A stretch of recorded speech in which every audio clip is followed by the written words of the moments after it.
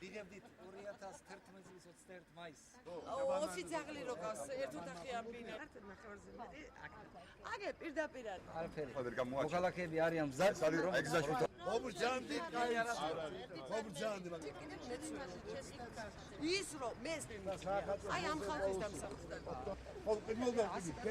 არა, ბარაკებთან დაკავშირებით ჩვენს უბანში არის პრობლემა, რომ ისიც აი აგებ ჩვენ წინ რო ტერიტორია არის. ეკუთვნის აჯანყებულ კავშირს, როგორც მე ვიცი, ეს ტერიტორია ეკუთვნის აჯანყებულ კავშირს, ხალხს გარანტიები აქვს, რამდენი წლის უკანდელი მიცემული, ეს დამტოვებთ რომ გარანტიები აქვს მიცემული. ხო და ესე რა ქვია, ეს ხალხი ითხოვს დაკმაყოფილებას, თხოვეს დეპუტატებს დახმარება. დეპუტატების შეძლების და გვარად ალბათ გადაგვიწყვიტავენ. ნახოთ რა იქნება. კონკრეტულად ამ ტერიტორიაზე არის ეგრეთ წოდებული ბარაკების პრობლემა, რომელიც დიდი ხანია დგას, რამდენიმე ათეული წელია, მე ვფიქრობ 60-70-80 წლის განმავლობაში.